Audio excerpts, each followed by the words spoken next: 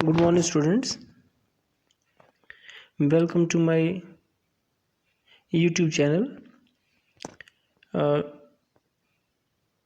Last time मैंने आपको distance formula दूरी सूत्र के बारे में कुछ सप्लीमेंट दिया था। अब आज हम जो चीज़ डिस्कस करने वाले हैं वो है सेक्शन फॉर्मूला या विभाजन सूत्र। होता क्या है सेक्शन फार्मूला या विभाजन सूत्र, पहले ये समझने की कोशिश करते हैं। आफ्टर दैट, क्योंकि फार्मूला कहाँ से निकाला गया ये चीज़ मैं आपको पहले बता चुका हूँ, तो जो क्वेरीज थी 2-3 क्वेश्चंस की उनको हम करेंगे। ठीक है, सो सेक्शन फार्मूला क्या है ना, विभाजन सूत्र क्या है। विभाजन सूत्र से हमारा मतलब होता है, जैसे मान लो मेरे पास ये एक रिबन है, ठीक है, तो मान लेते हैं ये 6 मीटर का है। हमने इसको काटना है, मतलब विभाजित करना है इस तरीके से कि बड़ी वाली बहन को जो है वो छोटी वाली बहन से दुगना मिले। ठीक है, तो आप बोलेंगे, मतलब देखिए कंडीशन हम सुनिए ध्यान से पहले कि 2 बहनें हैं, ठीक है, और एक बड़ी है एक छोटी है। ठीक है, बोल रहा है कि बड़ी वाली बहन को जो रिबन देना है, क्योंकि उसके बाल भी बड़े हैं, तो उसको जो है वो जो रिबन मिलना चाहिए छोटी वाली बहन से दुगुना, तो इसको मिलना चाहिए 2 पार्ट, ठीक, और छोटी वाली बहन को मिलना चाहिए 1 पार्ट। तो क्या रेशो होगी इनकी, क्या अनुपात होगा इनका, 1:2। फिर जो हमने लोअर क्लासेस में किया हुआ है कि अनुपातों का योग करना है ना, अनुपातों का योग कितना आ जाएगा यहाँ 3, तो पहला भाग क्या होगा 1/3 गुणा 6 या 2 मीटर, और दूसरा भाग क्या होगा 2/3 गुणा 6 और ये 4 मीटर। ये हमने छोटी कक्षाओं में मैंने आप लोगों को बताया पहले कि जब भी अनुपात दिए हों और चीज़ों को बांटना हो तो हम पहले अनुपातों का योग करते हैं, फिर पहला भाग और दूसरा भाग। कई बच्चों को शायद ये याद भी आ गया होगा।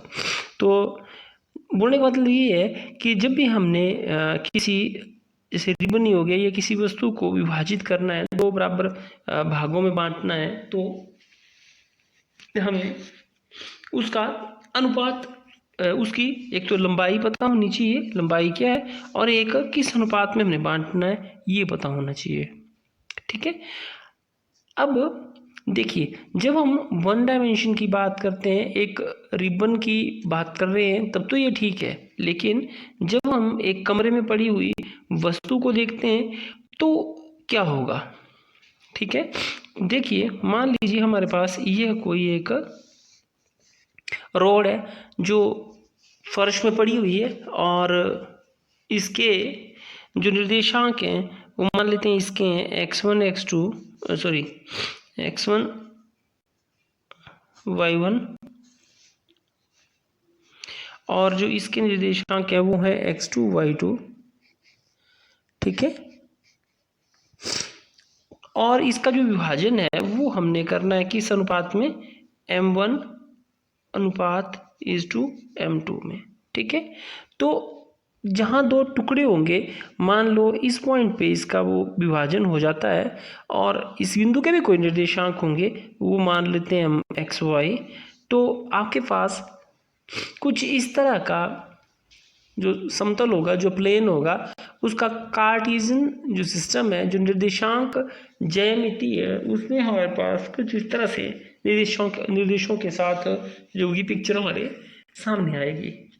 देखिए यह एक रोड है जो फर्श के ऊपर पड़ी है, तो इसके एक आरंभिक बिंदु के निर्देशांक होंगे, जैसे मैंने ले लिए x1 y1, इसी तरह से अंतिम बिंदु के भी एक निर्देशांक होंगे x2 y2 ले लिए।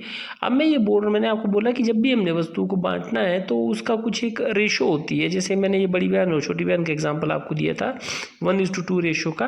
तो विभाजित जब करनी है हमने चीज़, तो मान लेते हैं कि m1 अनुपात m2 में करनी है, तो आपके पास ये m1 और m2 अनुपात एक ही चाहिए, और जिस बिंदु पे वो कटेगा, जैसे रिबन जैसे मान लो ये हमारे पास, तो यहाँ जैसे हमने काटना है, एक टुकड़ा छोटी बहन को देना, बड़ा वाला टुकड़ा बड़ी बहन को देना है, तो जिस बिंदु पे वो कटेगा, ये वाला जो बिंदु है, इसके भी तो कुछ निर्देशांक होंगे, वो मैंने ले लिए p x y। ठीक है, तो शायद आपको थोड़ा सा पहले समझ आया होगा कि इन बिंदुओं का क्या मतलब है। अब विभाजन सूत्र तो आपने पहले पढ़ ही लिया हुआ। विभाजन सूत्र बोलता है कि ये जो x है, ये जो x लिखा मैंने, ये होता है m1 x2 plus m2 x1 divided by m1 plus m2। और जो y है, y के y होगा सेम इसी तरह से m1 y2 plus m2 y1 divided by m1 plus m2। तो ये तरीका है, ये जो फॉर्मूला है, मोस्ट इम्पोर्टेंट फॉर्मूला है बेटा सेक्शन फॉर्मूले का। यहाँ से आपको 3 नंबर का क्वेश्चन आएगा, ध्यान देंगे बच्चे इस चीज़ को भी, है ना। तो देखिए आप x आया, देखिए x पहले x है किसके निर्देशांक ये ज़रूर समझें।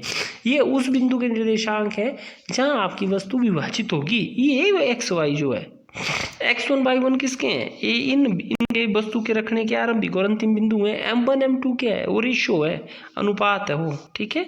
तो इस चीज़ को पहले ध्यान से समझे। अब सूत्र की ओर आते हैं।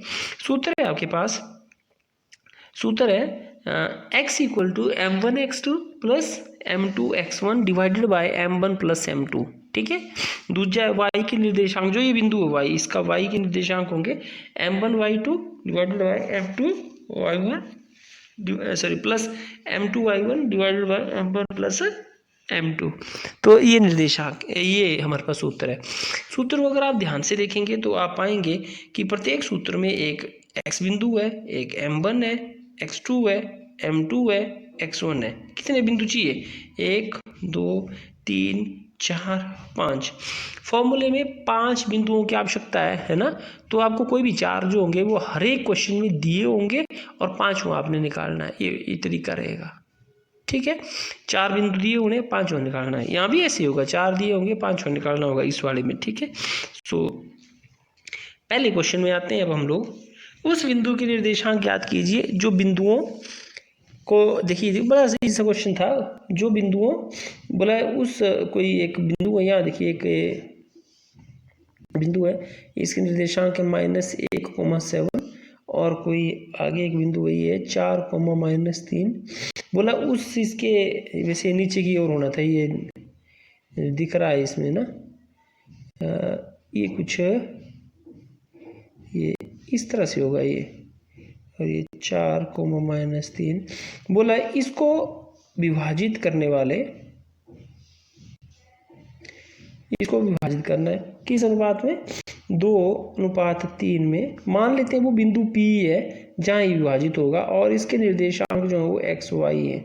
शायद आपको समझ आ गया होगा कि जो मैंने क्वेश्चन आपको समझाया उसमें और इसमें कितनी सिमिलरिटी है, ठीक है। तो दिया क्या क्या है देखिए, इसमें आपने नीचे लिखना है, मैं यहाँ साइड में लिख रहा हूँ x1 इक्वल टू -1, ठीक। x2 कितना है, x2 ये है 4, y1 कितना है ये 7, y2 कितना है ये 3, इसी तरह से m1 कितना है 2, m2 कितना है 3, ठीक है। और एक्स वाई तो यही है। अब मैं एक x निकालता हूँ, y का आपको पता चल जाएगा खुद ही। x का सूत्र क्या है, m1 x2 plus m2 x1 divided by m1 plus m2। तो अभी ये सूत्र लिखना हमने और इसमें क्या करना, हमने वैल्यूज भरनी। अब देखिए आप m1 कितना है, m1 है 2, तो 2 गुणा m1 x2 4, ठीक हुआ, जमा प्लस m2 कितना है 3 और x1 कितना है -1 divided by m1 plus m2 मतलब 2 प्लस 3। आई होप आपको ये चीज़ समझ में आई। अब उसके बाद नेक्स्ट देखिए, 2 4 जा कितने हुए, 2 चौके कितने हुए 8, और 3 को -1 से गुणा करेंगे तो -3 बटा 3 जमा 2 हुए 5, तो 8 से 3 जाएंगे तो 5 बटा 5 और काट के आ गया 1, ठीक। तो इसी तरह से हम लोग इसी सेम वे में हम लोग अब y के निर्देशांक याद करेंगे। तो y के लिए वही सूत्र लिखेंगे। सबसे पहले y सूत्र क्या है, m1 y2 plus m2 y1 divided by m1 plus m2। अब इसमें हमने वैल्यूज़ भरनी। m1 कितना है 2 और m1 y2 कितना है 3 m1 y2 ठीक plus m2 3 multiply by y1। देखिए बिंदु मैंने ये 4 को -3 है बेटा ना, तो y2 जो -3 है, ये ध्यान रखें, ये है ना, ये -3 था, तो 3 गुणा 7/2 जमा 3, तो ये कितना आ जाएगा, ये आ जाएगा आपके पास 2 3 जा 6 -6 प्लस 21 डिवाइडेड बाय 5, ये बचे 15 डिवाइडेड बाय 5, काट के आ गया 3। तो वो बिंदु जहाँ ये विभाजित होने वाला है उसके निर्देशांक क्या होंगे P x y। x कितना, x आया 1 और y कितना आया 3, तो ये वो बिंदु है। ठीक है, आंसर। ठीक है, अब हम चलते हैं अगले क्वेश्चन की ओर।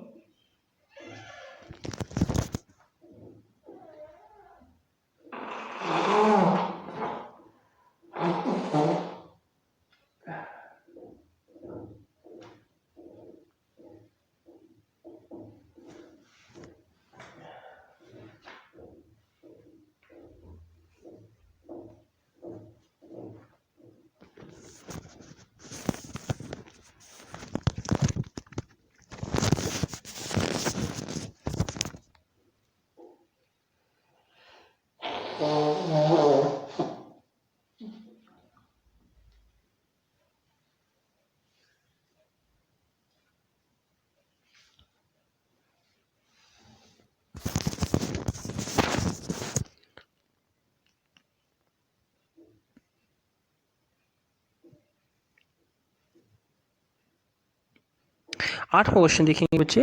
यदि ए और बी दो बिंदु दिए हुए -2, एंड 2, -4 हो तो पी के निर्देशांक ज्ञात कीजिए ताकि ए पी और ये दिया हुआ है। इंपॉर्टेंट क्वेश्चन है बेटा। बोला है यदि हमारे पास एक लाइन है और ए के निर्देशांक दिए हैं -2, -2 और बी के निर्देशांक दिए हैं 2, -4 और बोला है पी के निर्देशांक ज्ञात करने हैं आपने। सेम क्वेश्चन है जो अभी हमने किया वैसे ही, ताकि ए पी और ये पी बी, इसके बीच में संबंध दिया हुआ है ए पी बराबर है 3/7 ए बी। ठीक है, इसको दो तरीके से इस क्वेश्चन को किया जा सकता है। ठीक ना, देखिए बेटा जो हमारे पास अनुपात होता है ना, जो अनुपात है वो असलियत में ये बताता है कि ए पी बटा पी बी कितना आएगा। ए पी बटा P B, not A B, A P बटा पी बी बताता है। तो हमने यहाँ जो फ्रैक्शन की जो भिन्न की जो परिभाषा है उसको समझने की कोशिश करनी है। ठीक है, अब देखिए A B equal to 3/7 of A B है ना, तो इसका मतलब ये हो गया कि ए बी के हमने कुल बराबर 7 पार्ट्स किए हैं, जिनमें से 3 पार्ट है ए पी, 3 पार्ट है ए पी, तो पी बी कितने रह गए फिर, नेचुरली 4 पार्ट्स। ठीक है, तो इस चीज़ का हमने यहाँ सदुपयोग करना है। और इवन आप ऐसा भी कर सकते हैं इसको कि आप लिखेंगे कि पी बी, देखिए पी बी किसके बराबर आ जाएगा, ये पी बी किसके बराबर आएगा, ये होगा ए बी माइनस ये ए पी। ठीक, तो आ जाएगा A B minus A P. ठीक है, अब नेक्स्ट स्टेप पे भरते हैं हम लोग, तो पी बी आ जाएगा आपके पास कितना, ए बी कितना है, ये तो ए बी है -3/7 ए बी। ठीक, आप ए बी कॉमन ले लीजिए और अंदर रह जाएगा 1 -3/7, तो ये आ गया आपके पास। फिर पी बी कितना आया, पी बी आएगा आपके पास 1 -3/7 ऑफ ए बी। तो इसका लघुत्तम ले लीजिए आप 7 माइनस 3, ठीक, कितने रहेंगे 7 माइनस 3 4 ऑफ ए बी। तो हमारे पास बेटा जो ए पी है डिवाइडेड बाई पी बी है वो कितना है, तो हमारे पास बेटा जो ए पी और पी बी होगा वो कितना आ जाएगा 3/7 of A B divided by 4/7 of A B. आप देखेंगे ए बी से ए बी कट गया और ये देखिए बटा के नीचे बटा, तो मैंने आपको पहले बताया ये उल्टे हो जाते हैं, तो 7 ऊपर चला जाएगा 4 नीचे काट के आपके पास आ गया 3/4, यही आपके पास आ गया 3:4, ये 3:4। तो अब आपके पास जो सिचुएशन है वो कुछ इस तरह से बन गई है ये क्वेश्चन, इस क्वेश्चन की जैसा वो पहला क्वेश्चन था, आपके पास अनुपात भी दिया हुआ है और बिंदु भी दिए हुए हैं। देखिए आप इसको ध्यान से, ये पहला बिंदु -2, दूसरा वाला बिंदु 2, -4, और जो इसकी अब रेशो हमने अभी अभी निकाली है ये, और तो वो ये बिंदु TXY है ना, और जो रेशो है वो आपके पास वो है 3:2, वो आपके पास है रेशो पहले क्वेश्चन जैसा मैंने पहला क्वेश्चन कराया 3:4। तो अभी वैसा ही क्वेश्चन बन जाएगा जैसे पहला क्वेश्चन है, सेम आपने जो है वो बाकी के जो बिंदु हैं एक्स और वाई है वो निकालने हैं।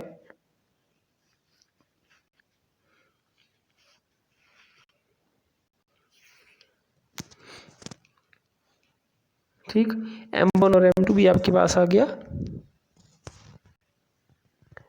और वो 3:4।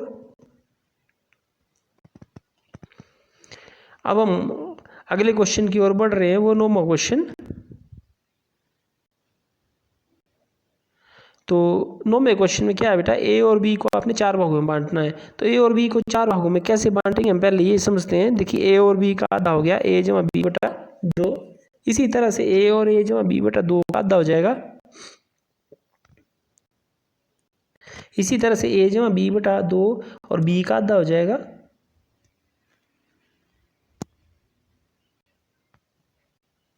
ठीक।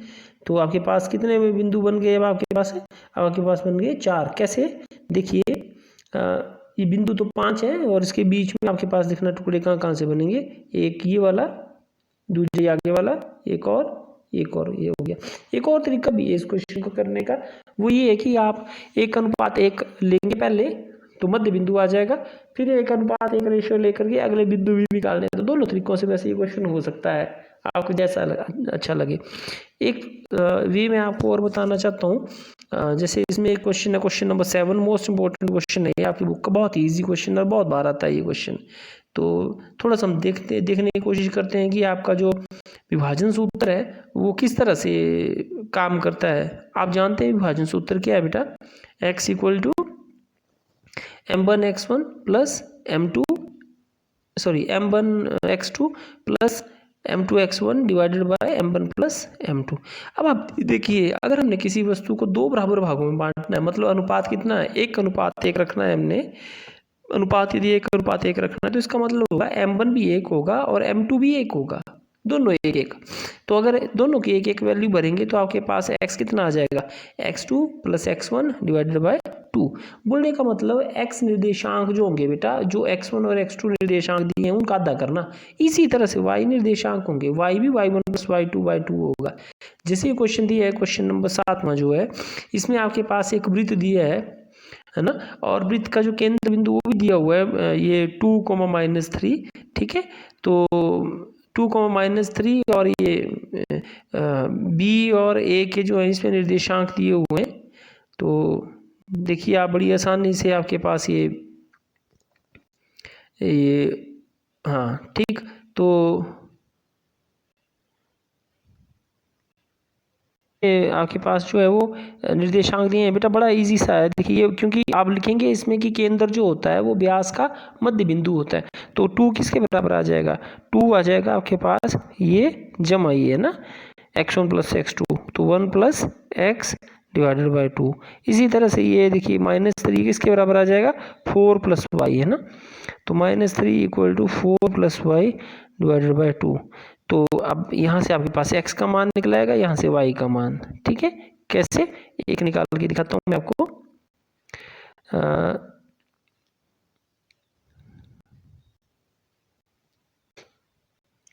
चलिए एक निकाल के दिखाता हूँ मैं आपको। आपके पास आ जाएगा बेटा ये x+1/2 = 2, ऊपर नीचे गुणा करिए, आ जाएगा x1 = 4। अभी 1 पहली तरफ हो जाएगा तो माइनस, पहली तरफ जाएगा तो माइनस का हो जाएगा, तो कितने बचे ये 3। इसी तरह से y+4/2 = -3, तो यहाँ से आ जाएगा y+4 = -6, तो y आ जाएगा आपके पास -6 - 4 = -10। तो क्या हुआ वो बिंदु हुआ 3, -10। ठीक है, तो इस तरीके से ये हो जाएगा। ये क्वेश्चन सिंपल था बेटा, और आई होप इसको आप कर लेंगे। तो जो इसके साथ ही निर्देशांक ज्यामिति की 7.2 एक्सरसाइज का जो है वो पार्ट मैं समझता हूँ कि ख़त्म है। आपने बेटा इसका जो क्वेश्चंस है सेक्शन फार्मूला बिल्कुल ठीक ढंग से याद कर लें, क्योंकि लगभग कोई 8 नंबर की आपकी एक्सरसाइज आनी है, तो यहाँ से 8 नंबर गंवाने नहीं चाहिए। जब हम इस एक्सरसाइज को करते हैं, प्रॉब्लम क्या है इस एक्सरसाइज में बताता हूँ।